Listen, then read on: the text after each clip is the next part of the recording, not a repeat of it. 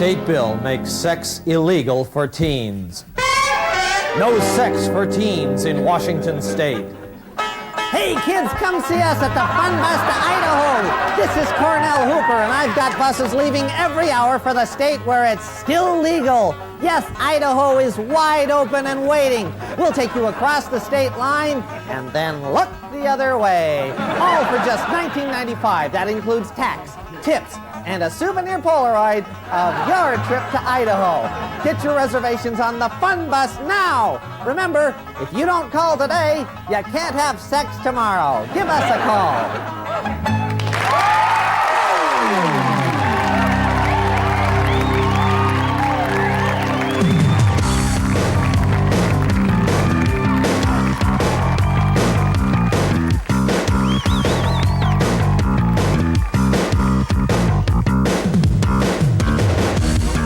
Tonight on Almost Live, Andy Kaufman and his giant frogs. Now, are we sure those frogs are here? Yeah, they're here. We've been plugging this the last couple of shows, and then they don't show up. No, they're here. Yeah. Okay. I'm just kind of worried about them. What's wrong?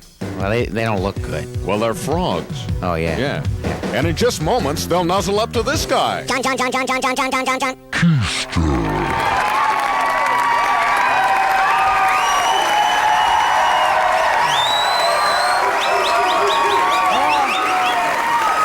Hello, thank you.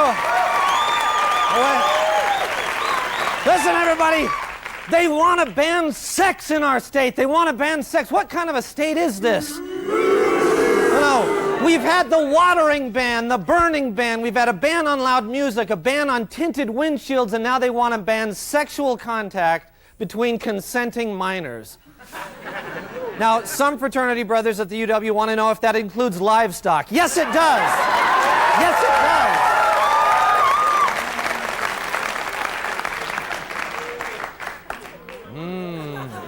Yeah. You know, all this talk has started a frenzy of restrictive legislation. They're banning things all over the state. For example, the city of Kent has banned all sideburns of less than 3 inches. Auburn bans all cars that don't have bumper stickers saying honk if you're horny. Tacoma's Hilltop neighborhood bans drive-by shootings between the hours of 4 and 6 p.m. On Broadway, there's a ban on any person whose hair and clothes are not making a serious statement. In White Center, there's a ban on residents who say they live in West Seattle. The University of Washington bans all fraternities that order in inordinate amounts of Crisco and peanut butter. Boy. And the Tacoma Dome bans any event that doesn't involve monster trucks. And there is a statewide ban on guys who go, "Oh!" at concerts. You know, we think that things may be getting out of hand with all these bans, but don't let that give you the impression that we here at Almost Live are soft on crime. No, not us. And to prove it, we now present another episode of our physically fit superhero for the 90s. Ladies and gentlemen, stand by for Speedwalker. The reporter, Jeff Bimmel. The story, Seattle's ever-changing skyline. And what better place to view it than Seattle's most famous landmark, the Space Needle. Even on a blustery day, from up here, the city looks serene, secure, safe. But then, my God, someone's trying to steal the Space Needle. I've got to do something. How long does it take for the elevator to get all the way down? 41 seconds. I'm sorry, ma'am, that's just not fast enough. This looks like a job for...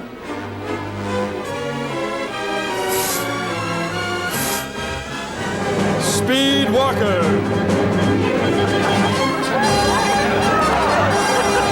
Yes, it's Speedwalker, a physically fit superhero who fights crime while maintaining strict adherence to the regulations of the International Racewalking Association. Heel toe, Speedwalker.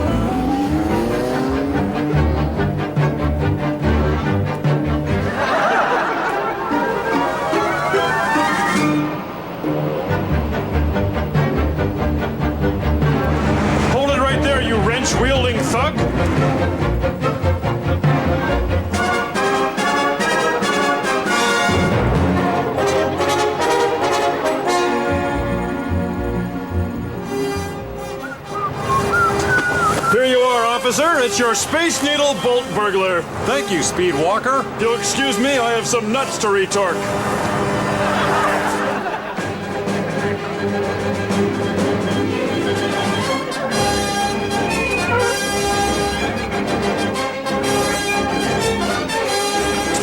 Good as new. Remember, kids, respect your landmarks and always heel toe, heel toe. Speed Walker. Okay, stay with us. We'll be right back. We have giant frogs.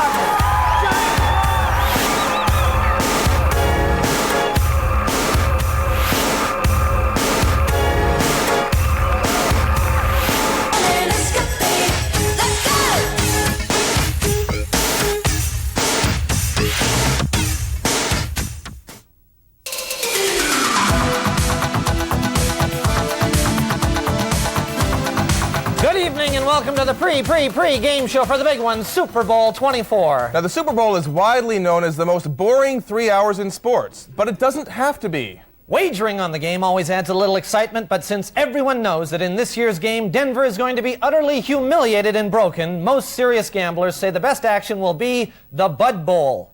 Now, last year, Bud beat Bud Light 27-24. This year, Jimmy the Greek says it'll be Bud again by 7 points. Jimmy says that Bud Light can never win because Bud has bigger thighs. Now, the game, as everybody knows, is being played this year in New Orleans between San Francisco and Denver. But as Lou Gellis tells us, even that's not carved in stone. Lou? Well, the whole nation is looking forward to the Super Bowl on Sunday, but here in Seattle, we're especially interested because of the mathematical possibility that the Seahawks could still qualify for the big one in New Orleans. Here's what has to happen. First of all, it starts with the Denver Broncos, 12, 13-point underdogs, and clearly headed for their 4th Super Bowl loss. The team is depressed, and there's a chance that they could spend too much time drinking and carousing on Bourbon Street. They wake up Sunday too ill to perform. This would put the AFC runner-up Cleveland Browns into the picture. However, if there were to be a major snowstorm in Ohio, severe enough to knock down phone lines, which could happen, there would be no way to notify the Browns in time. So the AFC semifinalists, Pittsburgh and Buffalo, would be next. Now, let's assume that the plane carrying the Steelers accidentally flies into Soviet airspace and is shot down. And the Bills' entire team is sidelined by one of those 24-hour bugs that's been going around, which could happen, and we come to Houston then. The team which recently fired its coach, Jerry Glanville. They, of course, are in total disarray and are not organized enough to field a team. This brings us to Cincinnati, which, being in Ohio, is also crippled by that big snowstorm. Next in line would be the Los Angeles Raiders. But the big problem here is that Bo Jackson has already started preparing for baseball spring training. And if he can't play, why would the Raiders bother? That leaves Kansas City, Miami, and the Seahawks. Well, let's assume that half of Kansas City's team has signed up for that fun cruise with Brian Bosworth, which could happen. That would eliminate them. This leaves Miami and Seattle. Now, these two teams did not play against each other during the regular season. However, since Seattle was recently voted the most livable city in America, not Miami, the Seahawks would have the edge and would therefore qualify as San Francisco's opponent for the Super Bowl, which could happen. Okay, but no matter who plays, the real stars of any Super Bowl are the commercials. And this year, at $1.4 million a minute, the competition is fierce. The advertisers have pulled out all the stops. So let's preview the action. A new McDonald's ad filmed in a small town in Alaska will promote the new Quarter Pounder with crude, McBlubber with cheese, and Otter McNuggets. We'll all be anxiously awaiting the new Pontiac commercials. They'll be unveiling a brand new version of Ride, Pontiac, Ride with new music. Maybe something like Ride, Pontiac, Ride! There's a new Pepsi ad with the Wonder Years' Fred Savage, who writes a love letter comparing his love for Pepsi to his love for a certain girl. Apparently she's cold, cheap, and completely unnatural. And Gillette is introducing a revolutionary new razor during the Super Bowl. Now, you have to wonder, how revolutionary can a razor be? Well, initial scouting reports say that the razor may work in one of 3 ways. 1, low-level radiation rods actually vaporize the 5 o'clock shadow into oblivion. 2, a tiny digital voice module criticizes each whisker, crushing its self-esteem until it simply gives up and falls out on its own. Or 3, the handheld unit actually faxes unwanted facial hair to another location. So there should be plenty of excitement during Super Bowl 24. Just don't look for it on the football field. Finally, we want you to feel as comfortable as possible as you watch the game. So here are a couple of phrases that you will hear the announcers saying. That could be the play of the game right there. This could be the play of the game right here. Now, here are some phrases you won't hear the announcers saying. This victory has got to feel good for Denver. What San Francisco really needs is a quality linebacker like Brian Bosworth. And finally, here are some phrases you'd like to hear the announcers saying. Why would a major network give a microphone to a jerk like me? I'm sorry, have I been babbling? That halftime show really sucked. Hey, Madden, what were you staring at in the locker room? Uh-oh, Pat, those nachos are coming back on me. Well, we hope that helps. Thanks for watching, and we'll see you in the bleachers. Good night.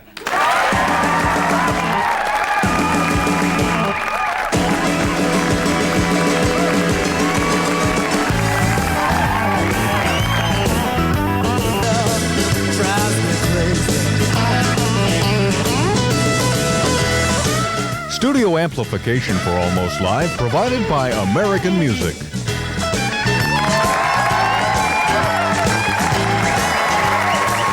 we're back. We're back. Thank you.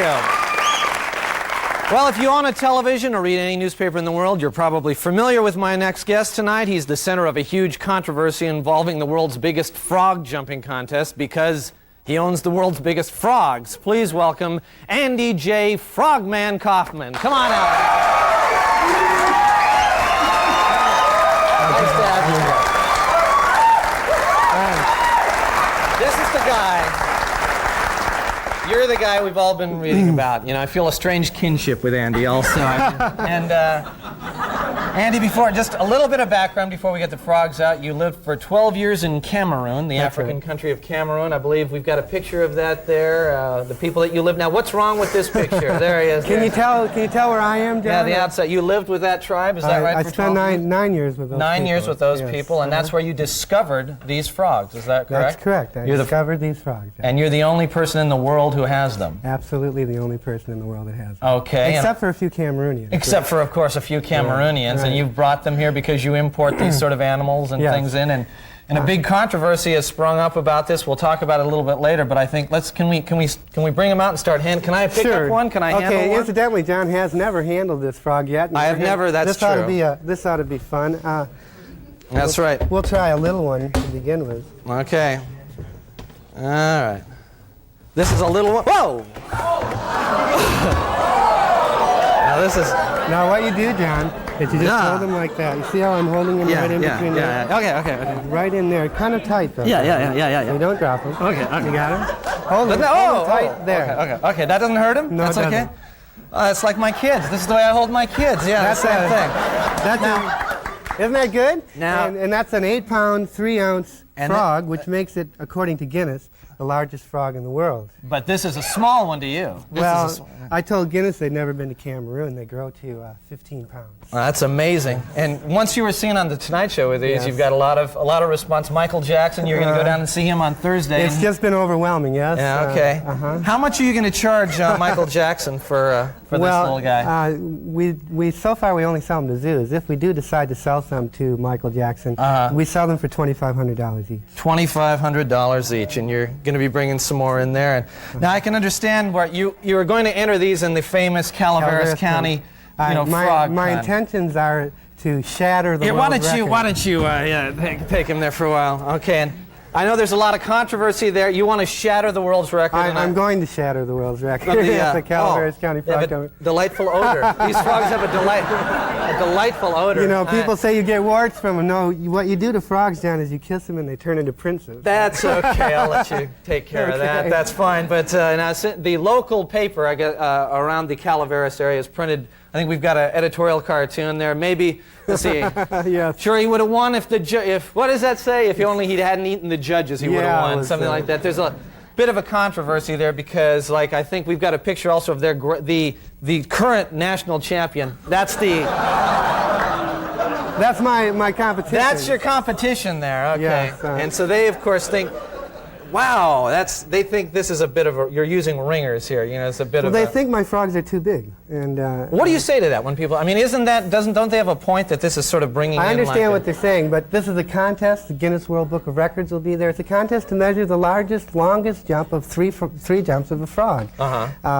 The rules are that the frog be at least 4 inches and be a frog. This certainly is 4 inches, and it definitely is a frog. Okay. And so I'd like to, and besides, I feel it's the destiny of these frogs to win that contest. Okay, and So a normal, okay, we're going to have them jump here in just a minute, but a normal, like, what is the world's record down there right now? Calaveras County, the world's record is 21 feet, 5 3/4 inches, but that's measuring from the beginning of the first jump to the end of the third jump. So 3 jumps, and they go 20 feet or so. And how long can these guys jump? Mine can jump 20 feet in 1 jump.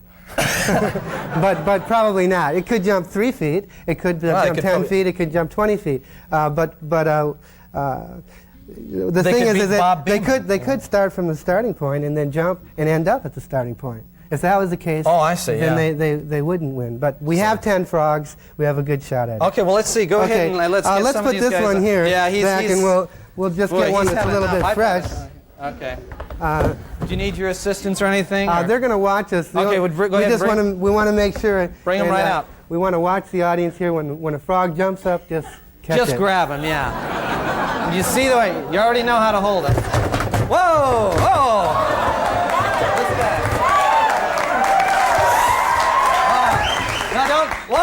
Don't spook them now. Don't scare them. Okay, now. They jump at people who scream.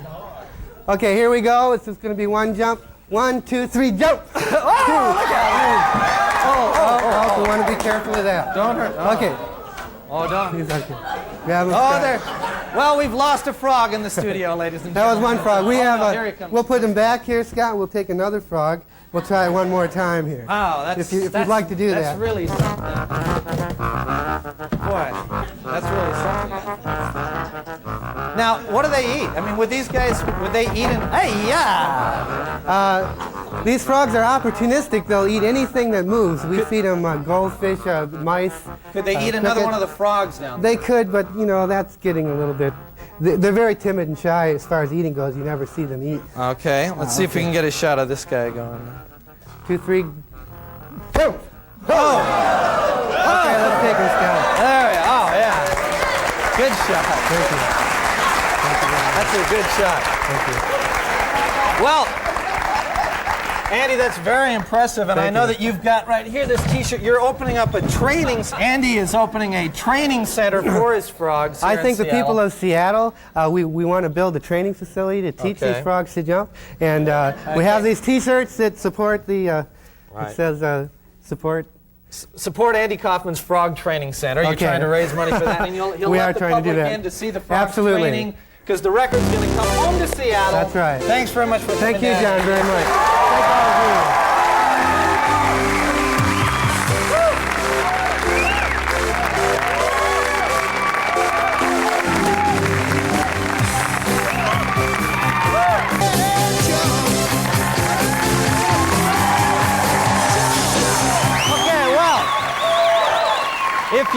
If you saw our show last week, you witnessed a truly historic event, the introduction of our fabulous 70s Challenge. It's a 3-part contest that could win you a trip to Los Angeles to watch a taping of The Tonight Show with Jay Leno or maybe even Johnny. In a minute, we'll give you this week's question, but first, here's the first question from last week. In the 70s, pukas A, drove barracudas and drank Schlitz, B, hung around your neck, or C, grew wild in Northern California. Okay, that was last week. Now here's this week's question. It's a fill in the blank. Fill in the blank with the correct word to this lyric from a Peter Frampton song.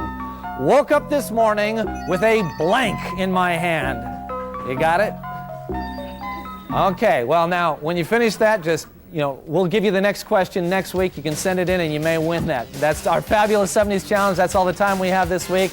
We'll see you next week. Bye-bye. Promotional consideration for Almost Live provided by Pizzeria Pagliacci, featuring traditional and gourmet pizza by itself. Pizzeria Pagliacci, rated Seattle's best pizza. Promotional consideration also provided by your local Coca-Cola bottler.